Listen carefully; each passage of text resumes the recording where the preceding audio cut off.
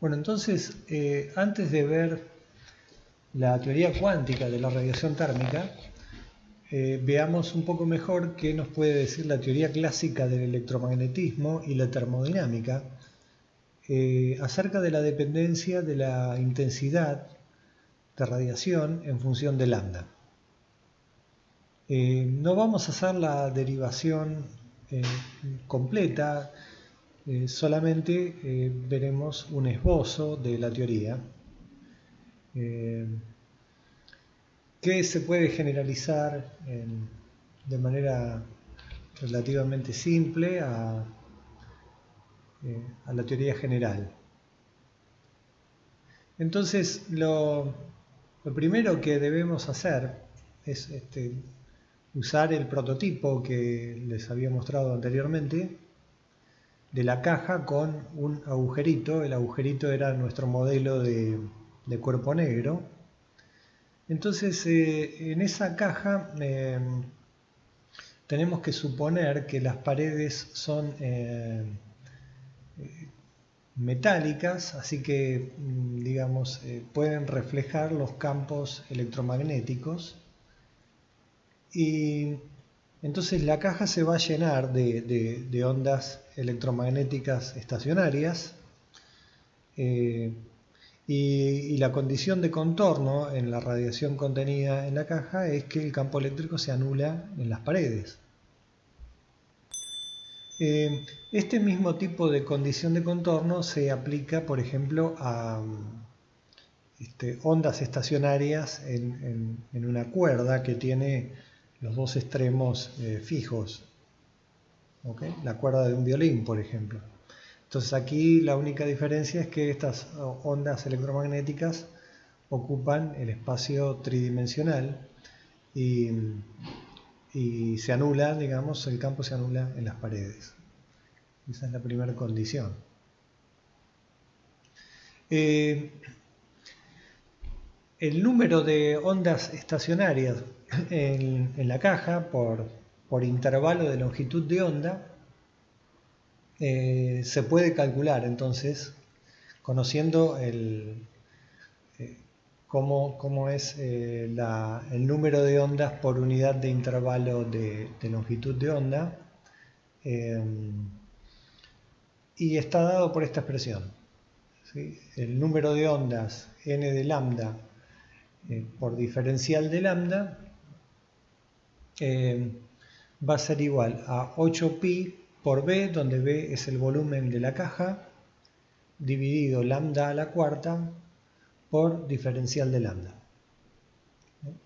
Si quieren después podemos ver mejor de dónde sale esto.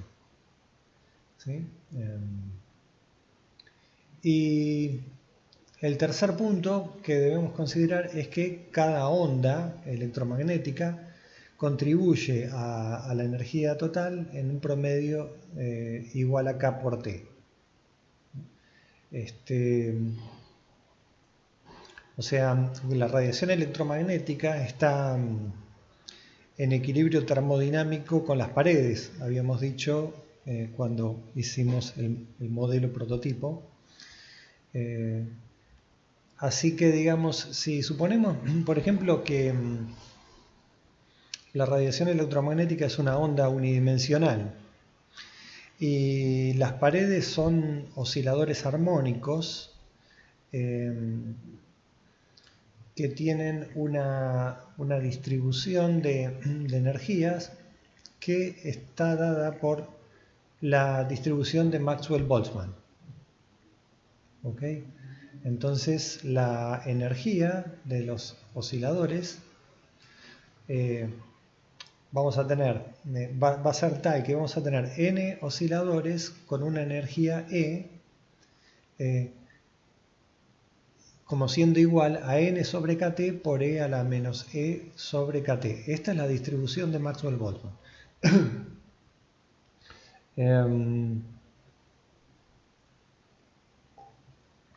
Espero que lo hayan visto en materias anteriores. ¿Sí? Repito, este NDE es el número de osciladores con una energía E. El n que está acá no es este mismo n, ¿sí? El n que está a la izquierda de la ecuación, acá adentro, es el número total de osciladores. ¿Okay? Si el número total de osciladores fuera muy grande, podríamos encontrar la probabilidad de tener un oscilador con energía E, que va a ser E a la menos E sobre KT dividido K por T. ¿Okay? Esta es la distribución de Maxwell-Boltzmann. Entonces, como el número de osciladores en la pared con esta energía se relaciona con la energía promedio de la radiación electromagnética dentro de la caja, porque están en equilibrio. Entonces, si obtenemos la energía promedio de un oscilador, esa energía promedio también va a ser igual a la energía promedio de la radiación, de la radiación de una dada longitud de onda, ¿no es cierto? Entonces acá nosotros podemos hacer el promedio de energía, que es similar a cómo se calcula la energía promedio de una molécula de gas, usando teoría cinética de los gases, por ejemplo, ¿no? Uno tiene que hacer la integral de 0 a infinito de la energía multiplicado por la distribución de energías, que es n de E por diferencial de E. ¿Okay? La distribución de Maxwell-Boltzmann. Entonces, si acá reemplazamos esta ecuación, ¿sí? Este n se va, me queda dividiendo un k por t, y acá dentro de la integral me queda, el argumento es e por e a la menos e sobre kt. Esta integral se puede hacer y va a dar una energía promedio igual a k por t. ¿Sí? Entonces, con eso encontramos que la densidad de energía de la radiación en un intervalo de longitudes de onda diferencial de lambda dentro de la cavidad va a ser el número de ondas estacionarias por unidad de volumen por la energía promedio de cada onda estacionaria. ¿Sí? El número de ondas estacionarias por unidad de volumen lo tenemos acá. ¿Sí?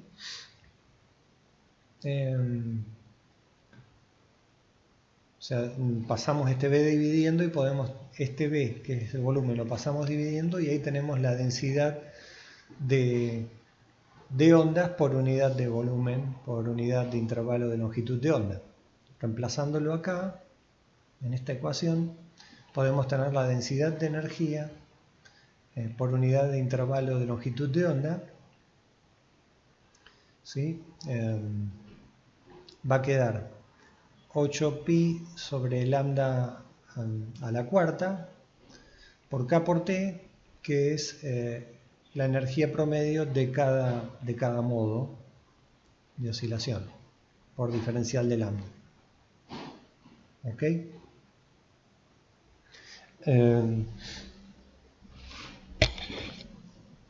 Espero que se entienda.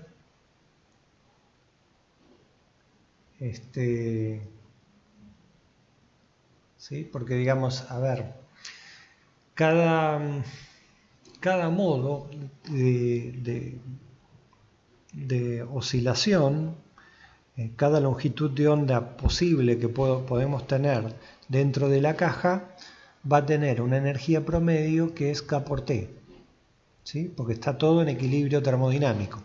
La radiación y los osciladores contenidos en las paredes de la caja.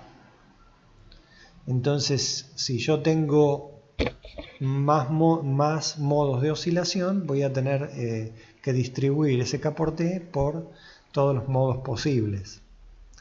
Entonces, si uno tiene n sub 1 ondas de longitud de onda lambda 1, a esas n1 ondas le va a corresponder una energía que es N1 por K por T.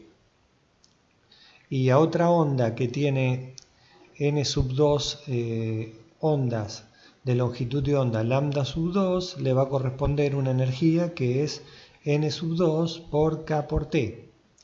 Y así siguiendo. ¿Sí? Entonces, acá ese N está dado por este N de lambda que tenemos acá. El N de lambda nos dice cuál es el N1, el N2, el N3, etcétera, para cada longitud de onda. No sé si me explico, pero si no me preguntan. Entonces, para cada una de estas ondas, la N1, la N2 o la N3, le corresponde una energía promedio igual a K por T. ¿Sí? Dividimos por B para tener la densidad de energía, ¿sí? Porque acá tenemos el número de onda con K multiplicado por K por T, da una energía, dividido el volumen nos da una densidad de energía, todo multiplicado por diferencial de lambda. ¿Sí? Entonces nos queda esto, 8pi sobre lambda a la cuarta por K por T por diferencial de lambda. Que podemos integrar, ¿sí? para obtener la densidad de energía.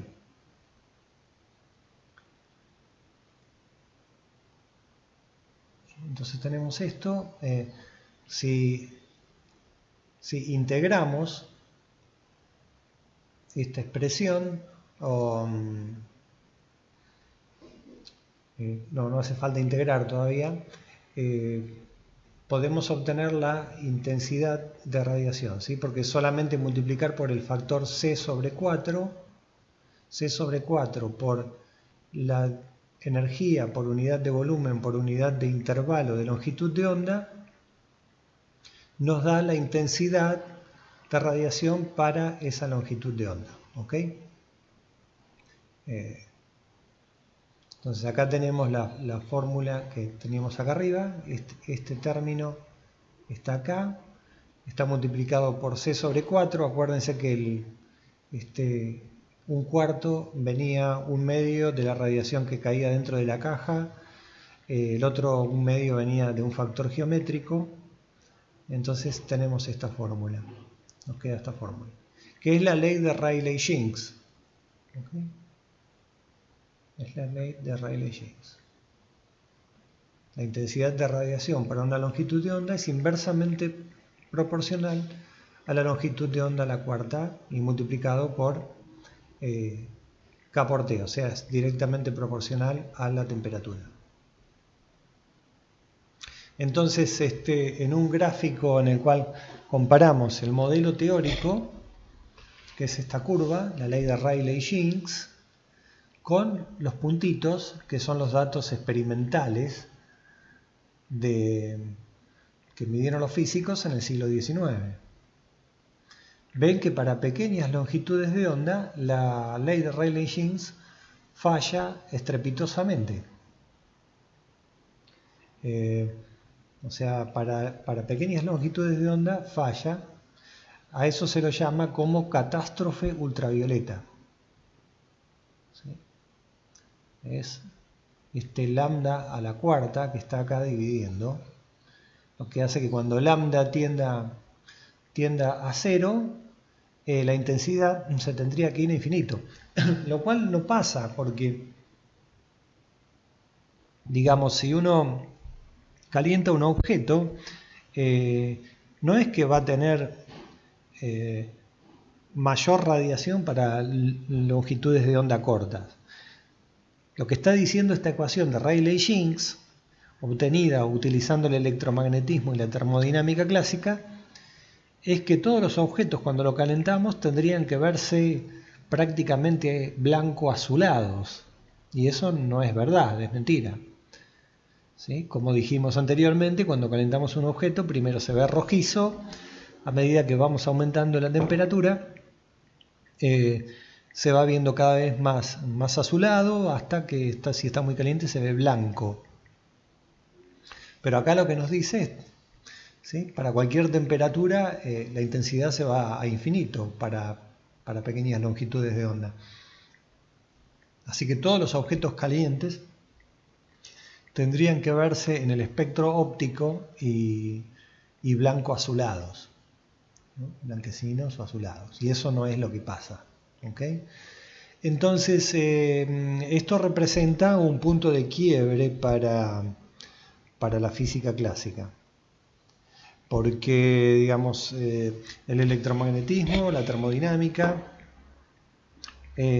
funcionan perfectamente bien en todo un conjunto muy grande de experimentos, pero resulta que para este experimento falla.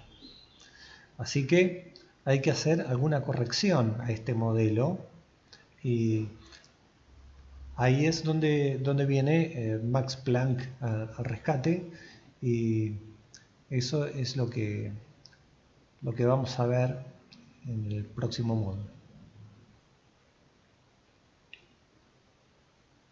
Para ser más claro acerca de qué queremos decir con el número de ondas por unidad de volumen por unidad de intervalo de longitud, vamos a ver en el pizarrón o la pizarra qué queremos decir.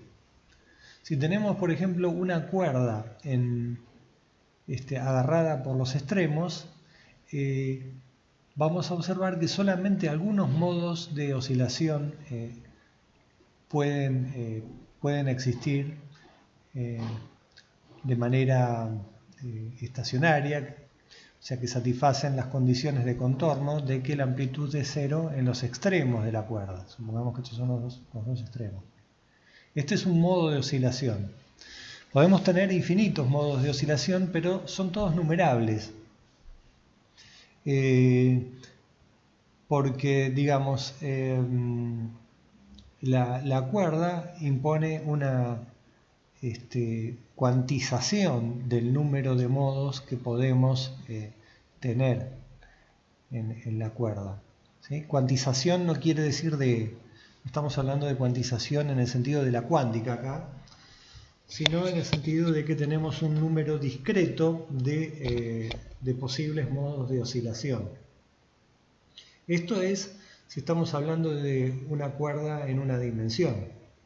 Si tuviésemos 3 dimensiones, tenemos que irnos a un gráfico como este, donde tenemos 3 ejes, X y Z, y vamos a representar este hecho de que las longitudes de onda que pueden existir dentro de la caja, que representa nuestro modelo de cuerpo negro, son ondas estacionarias y son modos discretos.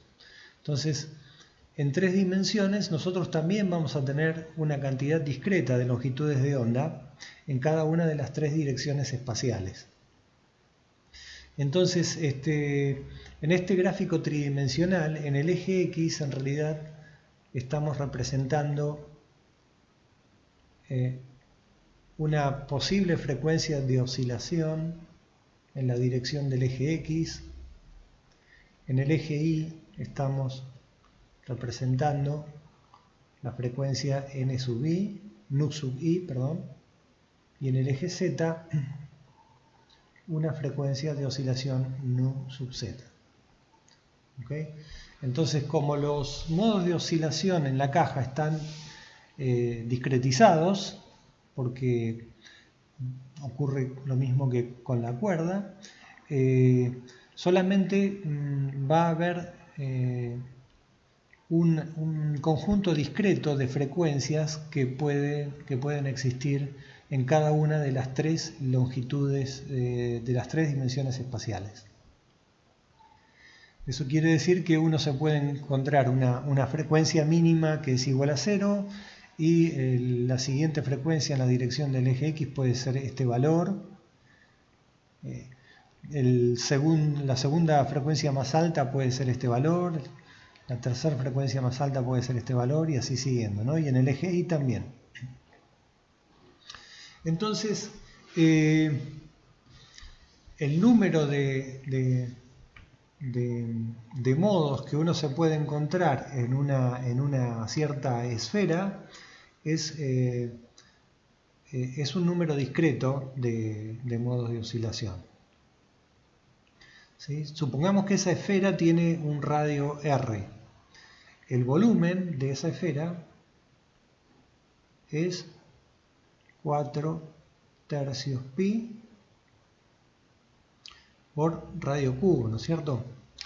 Pero ahora nosotros, en vez de tener un vector espacial, lo que tenemos es un vector que indica un cierto valor de frecuencia de radiación, ¿no es cierto? Entonces, el número de modos va a ser que contenidos en una esfera de radio nu, en este espacio de frecuencias, va a ser proporcional entonces a 4 tercios pi nu al cubo, lo mismo que con una esfera en el espacio. ¿Ok? Entonces, digamos, el número de modos va a ser proporcional a esto.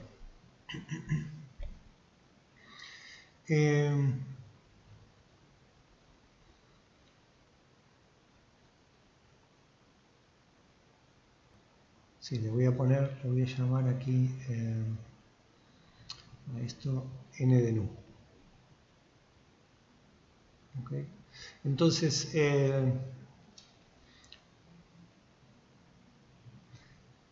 digamos, esto, pero acá, digamos, tenemos falta algo dimensionalmente, porque este es el número de modos, contenidos en una esfera de radio nu. Por unidad de volumen tendríamos que dividir por la velocidad de la luz al cubo, ¿sí? Para que dimensionalmente esto dé un número de modos por unidad de volumen, ¿sí? Porque nu se mide, las unidades de nu son los hertz o segundo a la menos 1. ¿Okay?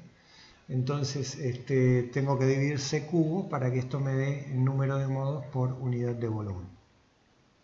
Entonces el diferencial de n de nu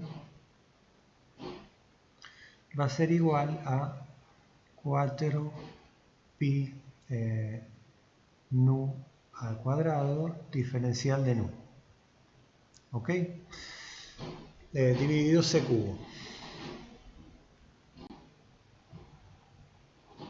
Ahora, hay algo que no les dije, es que la radiación electromagnética, para cada posible longitud de onda estacionaria en la caja, existen en realidad dos modos de oscilación independientes, o sea, dos polarizaciones posibles. Entonces, si tenemos esta longitud de onda posible en la caja, vamos a tener en realidad dos ondas independientes debido a la polarización de la radiación. Puede ser en este sentido o en este sentido. Entonces, tenemos que multiplicar por un factor 2. Acá, ¿ok? Entonces, ese 2 que le puse ahí es debido a la polarización de la radiación. Vamos a aclararlo.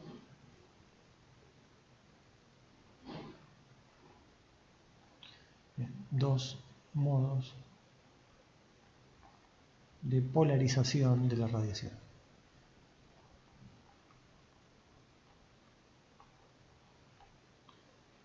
De polarización para cada nu.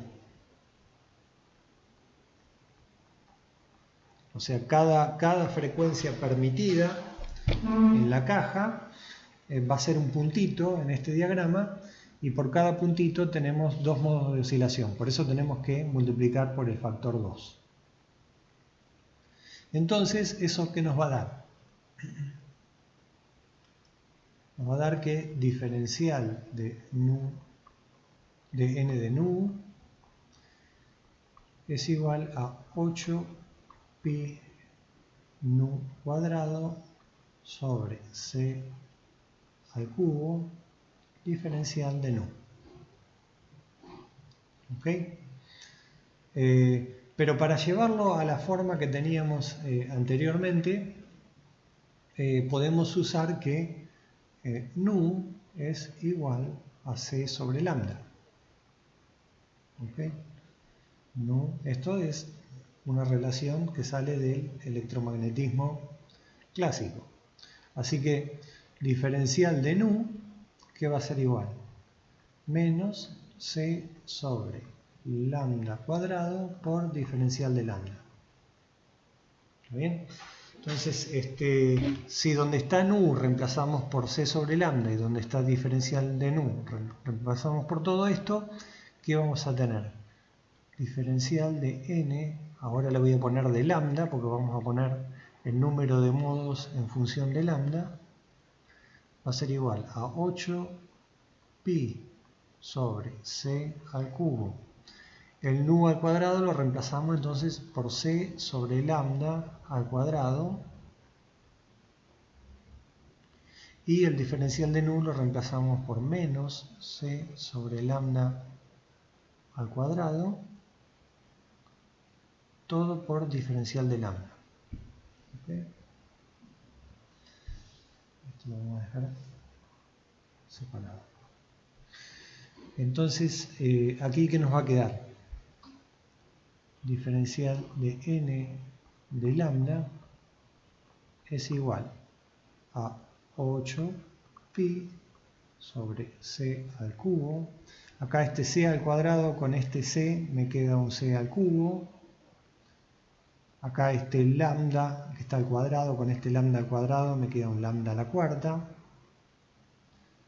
Y un menos diferencial de lambda. Ese menos salió nada más que porque hay una relación inversa entre nu y lambda. Cuando uno aumenta lambda disminuye nu y viceversa, ¿no es cierto? Por eso salió este signito menos de. Entonces el nu al cubo acá se nos simplifica y finalmente tenemos entonces diferencial de n de lambda es igual a 8 pi sobre lambda a la cuarta por diferencial de lambda. Ya no le pongo el signo menos, ¿sí? No hace falta ponérselo ya.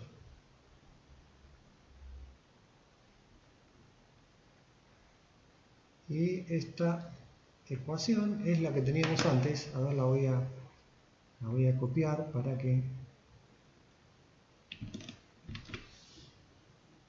Sí, pero no es exactamente el mismo lambda, porque ¿ven? Teníamos esta fórmula, pero acá este n de lambda en realidad tiene b acá. Acá nosotros ya la hicimos por unidad de volumen, así que a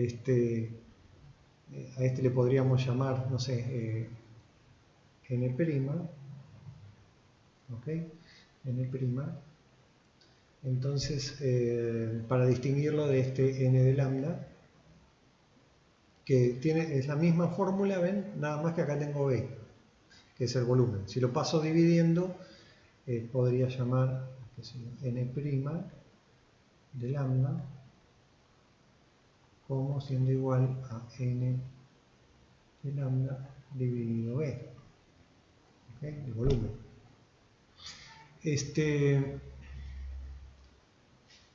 Entonces de ahí es de donde sale este lambda a la cuarta.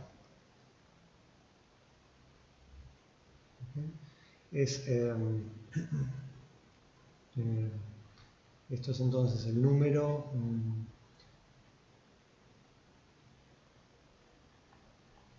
de modos por unidad de volumen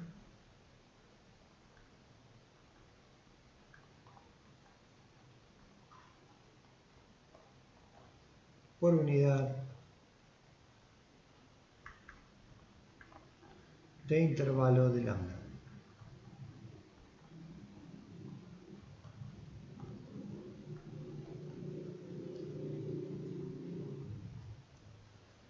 Unidad de intervalo de lambda. ¿Okay?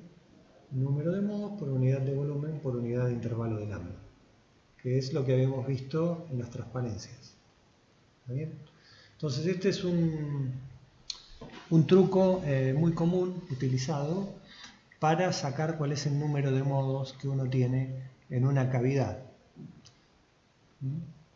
Hace este gráfico, tiene, digamos, número de modos, crece con el radio de esta esfera. La única diferencia es que el volumen está integrado por un número infinito de puntos dentro de ese volumen. ¿Okay? Es la mejor manera de contarlos, digamos, cuando el diferencial de nu, cuando el radio, digamos, se hace muy grande, esta aproximación, aproximar el número de modos aquí dentro por la integral, se hace más exacto. Y obtenemos este resultado. Bueno, espero haber aclarado este punto.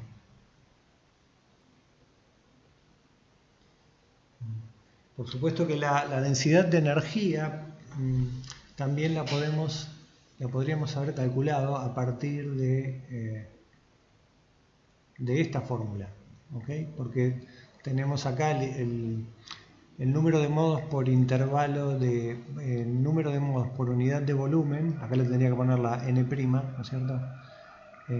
Por unidad de volumen por unidad de intervalo de frecuencias. Entonces, podríamos haber dicho lo siguiente. Si nosotros tenemos diferencial de n' de nu respecto de nu es igual a 8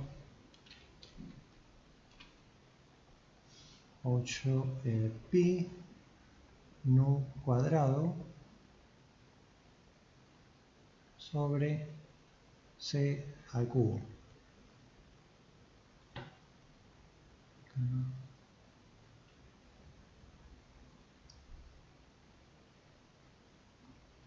Viene el nu.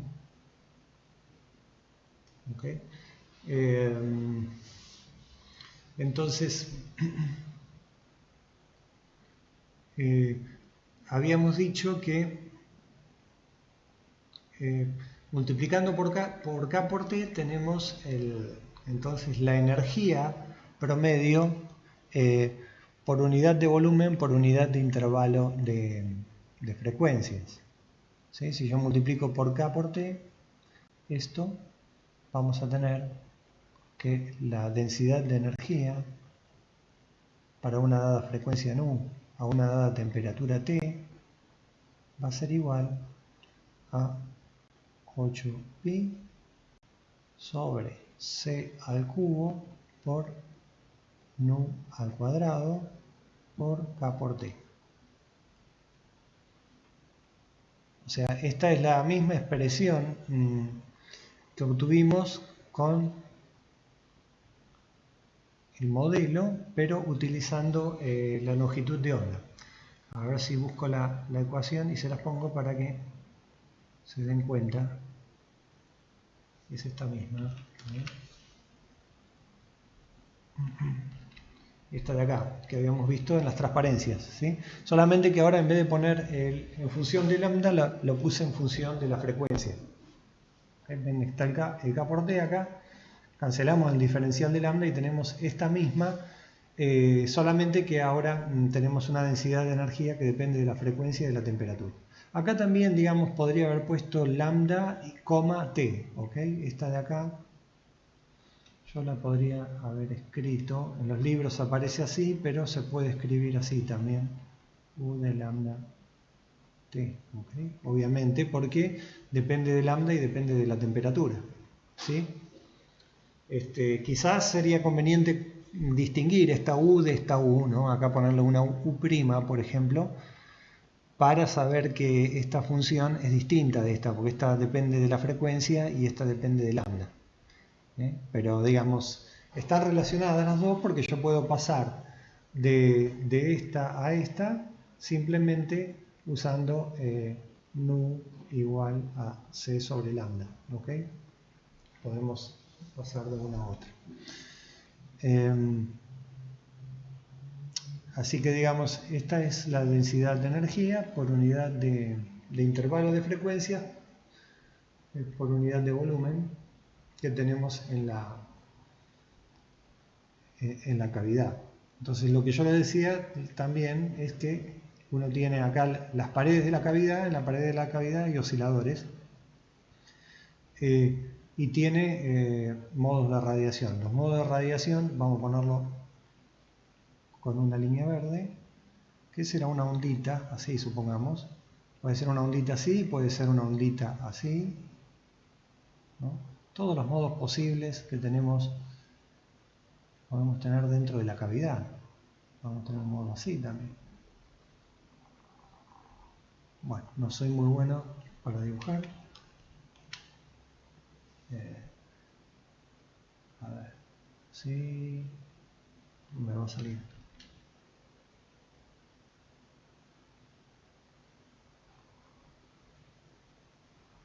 Bueno, no me sale. En fin, todos los modos posibles de oscilación vamos a tener en la radiación, y los átomos que tengamos en la pared también van a estar oscilando. ¿Okay? Van a estar haciendo un movimiento de oscilación. Por ejemplo, si es en una dimensión, se van a mover así. En general pueden moverse en cualquiera de las tres dimensiones, ¿no es cierto? Es un oscilador tridimensional. La amplitud de oscilación de estos osciladores es muy pequeña, ¿sí? Este desplazamiento, vamos a llamarlo diferencial de X, es muy pequeño, diferencial de X, muchísimo menor que el diferencial de lambda que tenemos dentro de la cavidad. ¿Okay? Se oscila una cantidad, una distancia muy pequeña comparado con la longitud de onda de la radiación que tenemos dentro de la cavidad. Pero digamos, los átomos están en equilibrio termodinámico con la radiación. Así que si estos tienen una energía U de nu T, ¿sí? U' de nu T, si la radiación tiene esa densidad de energía, van a compartir esa energía también con los átomos de la pared que están oscilando. ¿Ok? Entonces, digamos, hay una equipartición de energía dentro de la cavidad.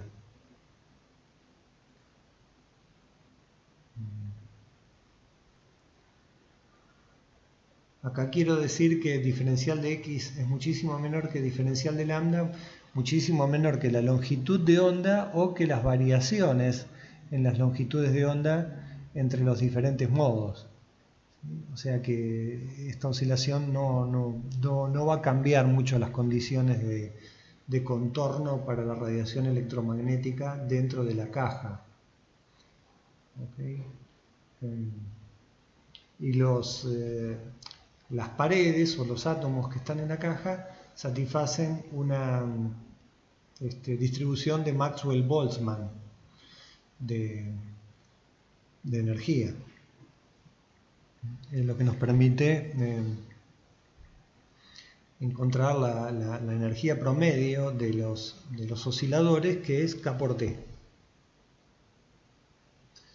¿Okay? Entonces, esa energía promedio se tiene que distribuir por igual entre todos los modos de oscilación dentro de la caja. Ningún modo de oscilación puede tener una energía preferida, digamos, no puede tener una energía mayor que el promedio. Todos digamos, la energía va a oscilar un poquito entre modo y modo, pero cerca del promedio. Lo que va a hacer la diferencia, o lo que va a hacer que la distribución tenga esa forma de Planck, de distribución de Planck, es que en qué modos uno pone la energía promedio, ¿sí? Si en el modo más bajo de oscilación, o en el primer modo excitado, o en el segundo modo excitado, así siguiendo. Entonces, dependiendo de cómo sea la temperatura, esa distribución va a ir a modos de menor longitud de onda o mayor longitud de onda. Bueno, espero no estar haciendo mucho lío con esto.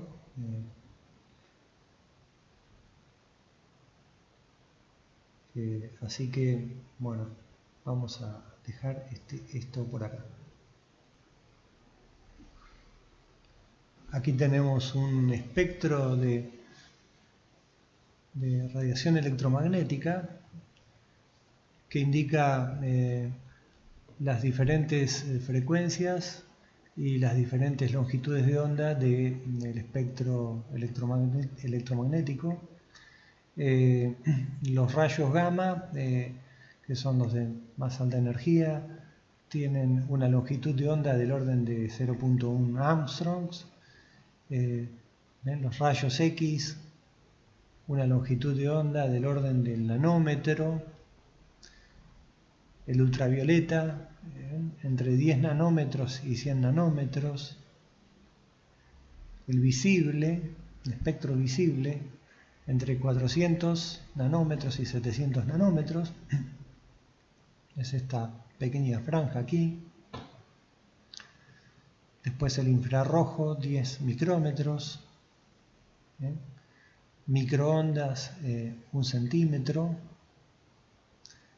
Acá está el espectro electromagnético en radio y televisión, de 10 centímetros hasta 10 metros, separado acá a la izquierda en diferentes bandas. Cada banda del espectro de radio tiene un nombre: UHF, VHF. Acá está 100 MHz, las FM, en fin, hay nombre para todo. Y de este lado tienen las frecuencias en Hertz. Esto para recordarle cómo era el espectro de frecuencias.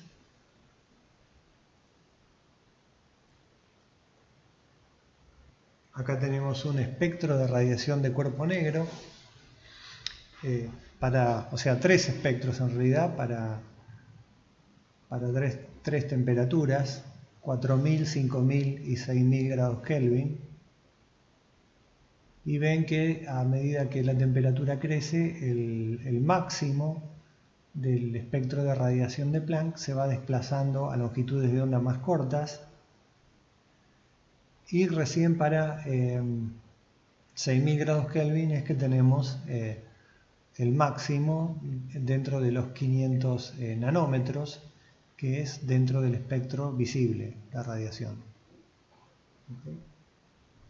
Para menores temperaturas comienza a alejarse del espectro visible. Ya acá estamos fuera del espectro visible, ¿no es cierto? 0. Serían 10 nanómetros. ¿Okay? Entonces, más para allá estamos a longitudes de onda más grande. Nos alejamos del visible y nos metemos en el infrarrojo. Más para la izquierda nos metemos en el ultravioleta, ¿sí? Menores longitudes de onda.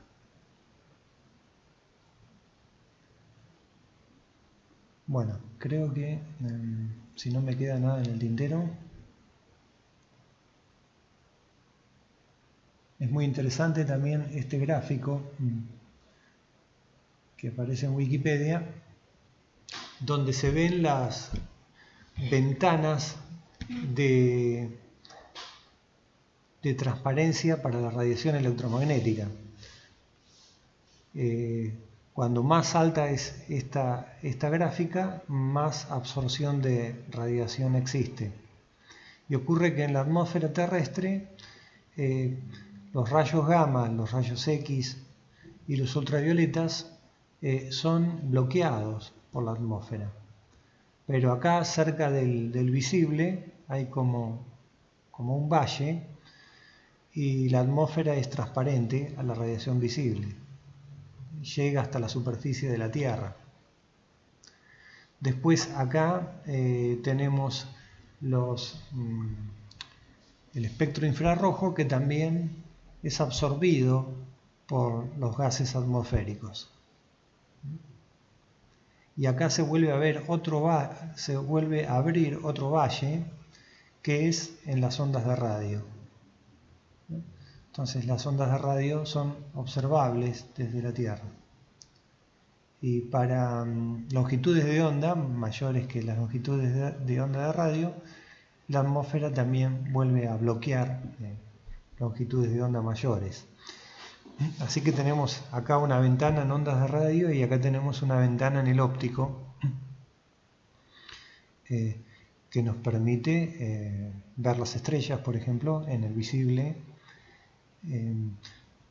Y acá tenemos indicadas también algunos observatorios, por ejemplo, rayos gamma, rayos X.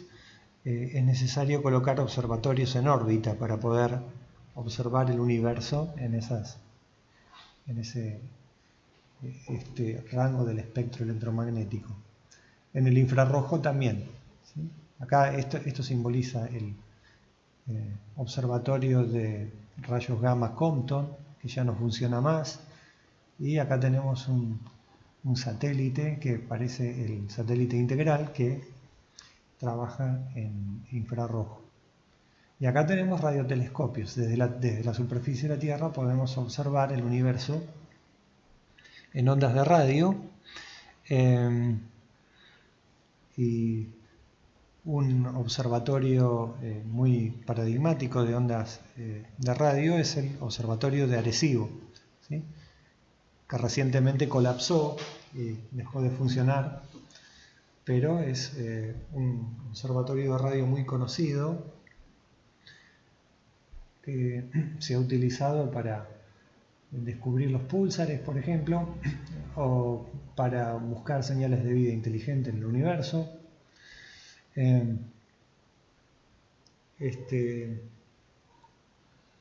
Y digamos, también en ondas de radio se ha descubierto la radiación cósmica de fondo, que casualmente la radiación cósmica de fondo es una de los espectros de radiación que más perfectamente se aproximan a la radiación de cuerpo negro. Ahora les voy a mostrar.